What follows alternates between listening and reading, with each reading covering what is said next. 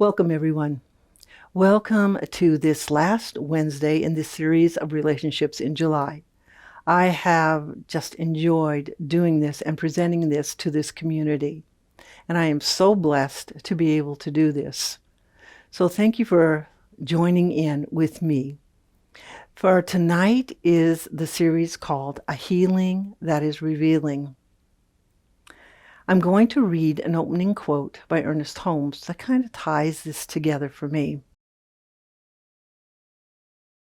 We have within us a power that is greater than anything we shall ever contact in the outer. A power that can overcome every obstacle in our life and set us safe, satisfied, and at peace, healed and prosperous in a new light and in a new life. So when I was researching for this topic, I came upon a book by Don Miguel Ruiz. This is The Mastery of Love. And then I found Spiritual Awakening by Michael Beckwith, which talks about forgiveness. And it was so interesting. The two kind of came together. And I really had not a clear idea of all this would come together. But there was this phrase that I found in a most unexpected place, but I thought this can also tie in with what I want to talk to you about tonight. And it's called, the thing is, when we have wounds, when we have things that have bothered us for years, we have to trace it. We have to find out where it came from. Then we have to face it. We have to look straight at it and find out how these wounds can be healed. Then erase it, not totally from our memory, but knowing that we erase that from our mind, where someone can go through passage through our mind and it doesn't hurt us anymore. So in Don Miguel Ruiz's book, he talks about 3 different points through this process. And there are 3 things that will get us through this emotional healing of all these wounds. And the 3 points are telling the truth about ourselves, forgiveness, and self-love. So when we are talking about the truth about ourselves, we are talking about setting ourselves free, of being realistic and really opening up to knowing who we are and what has caused different things in our lives that hurt us and make us suffer. So he created 3 different topics of how we can reveal that truth for ourselves. And they may seem a little odd, but when I explain them, I think you'll understand them. So one of the rules is, don't believe me. Don't believe me when I try to tell you how to be, or how you should be, or what you should do. But if I say something that awakens something in you, then it is your choice to take that bit of information and keep it for yourself within your heart. So don't believe me if I'm trying to tell you who you should be or stand in your shadow. The other one is, don't believe yourself. Well, what does that mean? Don't believe myself? Well, we have, throughout the years, made up lies about ourselves. Our ego gets in the way, and we protect ourselves and define ourselves by these lies. I'm not good enough. I'm not beautiful. I can't do that. I'm going to limit myself. I don't believe that I'm good enough for that job. It's setting limitations, and you don't believe that you are worthy or good enough to be happy or to have a loving relationship. You have to look at these where we judge ourselves and we become a victim to these lies, where we don't want to believe them anymore. Don't want to believe those lies that we have protected ourselves with. We are trying to open up these emotional wounds that we have carried for a very, very long time. And there are times when we feel maybe that we have taken care of it, but something can come up in your life and all of a sudden you feel that pain, you feel that hurt, and you start to suffer again. So the third rule is don't believe anyone else. So what does this mean? I can't believe a teacher or whatever? No, don't believe some things that you may see on social media that are trying to tell you to be this way. Then you can look better and you can get more friends. You don't have to believe anyone. You don't have to believe what they're saying. You have to find your own dreams and come to that reality of what makes you happy and what makes you whole and what makes you feel that freedom within yourself. You don't have to be manipulated by social media or by friends telling you what you should do. So if those 3 rules help us find ourselves in that we can be happy and we can create this happiness within ourselves. We can just discard those lies. Now, so we open those wounds. Now there's that poison within ourselves. It's the hurt, it's the bitterness, it's that feeling like we've been wronged. And how do we cleanse this wound? It is with the next step that we take. We're going to face it. We are going to erase it eventually with forgiveness. Forgiveness is a huge tool. It is not justifying what that person did to us. It is freeing ourselves of what happened. If we say, well, he did this to me years ago. If you look, you're right here in the present moment. It isn't a reality anymore. It happened back then. So if we look at the present moment, we can use the tool of forgiveness to start erasing those emotional wounds that we have carried for so long. And you know what? I know it's not easy. I know that it takes practice and practice and practice. And there are some things that we have done ourselves that we wish that we could be forgiven for. That we've carelessly said something to hurt somebody's feelings, or we've gossiped. So we do the work, we tell the truth about ourselves also in that point of forgiveness. And in this forgiveness, we take the time to not suffer or be hurt anymore. And also it's a mental healing. This forgiveness is a mental healing because we know that when we see that other person after so many years and we've worked on forgiveness, we've written maybe letters to this person and maybe never sent it to them, but expressed how we felt at that point. And then when we've done that, it's like, it doesn't bother me anymore. That person doesn't bother me. I'm holding my own self prisoner by holding on to this hurt and this suffering. They're not suffering. I am. And I don't want to feel that way anymore. I want to have a healthy, loving, beautiful relationship. And there are some people who won't participate in forgiveness. They hold on to that emotional baggage for a very long time. And you know what happens? They will meet other people that will buy into that emotional victimhood, and they will start suffering in other different ways because they haven't learned how to forgive. And so the energy that they carry around within them gets tainted by other incidents in their life. Well, did you see the way this person looked at me? Well, that checker wasn't nice to me. That receptionist didn't talk to me very nice, because you have that energy of unforgiveness within you. To start the healing process.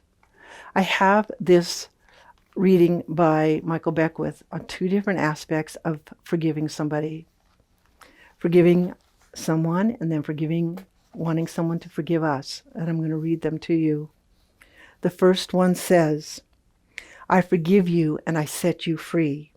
Your actions no longer have power over me. I acknowledge that you're doing the best that you can, and I honor you in your process of unfoldment. You are free, and I am free. All is well between us. Peace is the order of the day. When we want to right a wrong that we have caused and hurt somebody, we can also say this: I know that within you there is an energy of forgiveness that forgives me and sets me free. My words and actions have no power over you. You are free, and I am free. All is well between our spirits. Peace is the order of the day. And when this aspect of forgiveness, when we try to erase it, there is one more thing that we need to do. We need to foster and clean that wound and close it up with self-love. We need to love ourselves through this whole process so we can have healthy relationships, so we don't feel rejection, so we don't feel I am not worthy, that we start respecting and accepting who we are, that we do not compare ourselves to others. Well, they're prettier, they're more talented. God put you on this planet to be a unique individual, and each individual has a special, beautiful talent. If it is just looking somebody directly in the eyes and making that eye contact, and you feel like they're listening to me, that's a gift.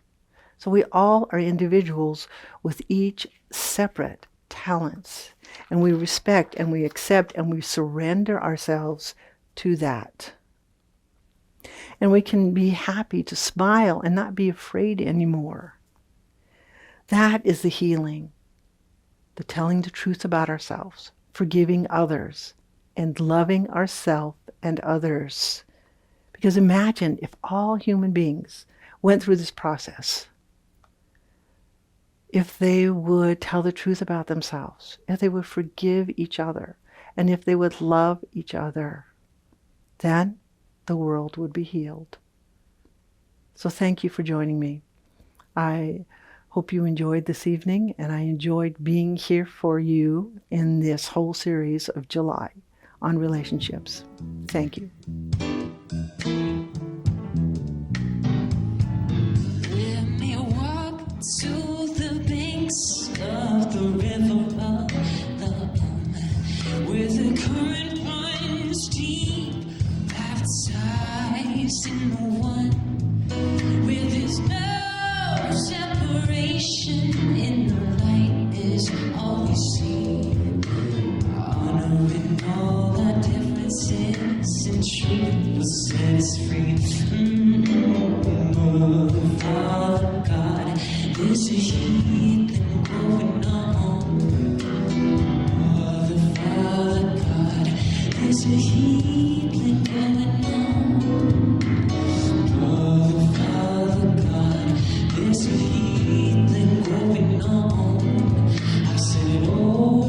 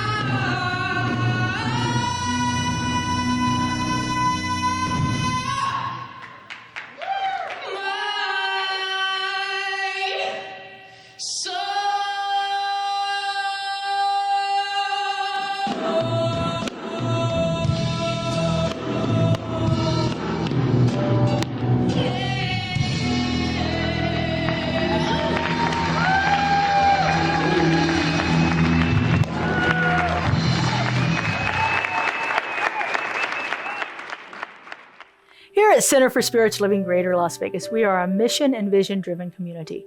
We offer transformative educational opportunities, deep and meaningful moments of connection, uplifting Wednesday and Sunday services. We greatly appreciate your contributions that support the amazing work we're doing here in Southern Nevada. We have several easy ways you can contribute. We have text to give. Simply text the amount of your donation to our text to give number, and you'll be prompted to enter your information.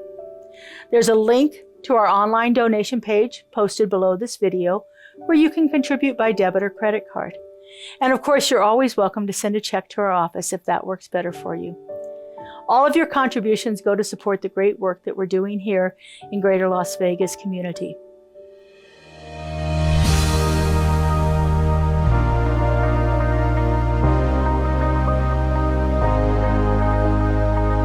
The monthly publication, Science of Mind magazine, is a treasure to be read and contemplated. Along with in-depth articles, there is a day-to-day spiritual support to be gleaned from its daily guides. Licensed practitioner Lynn Frankenberger hosts Adventures in Faith every Tuesday at 11 a.m. on Zoom, and you're invited to join in.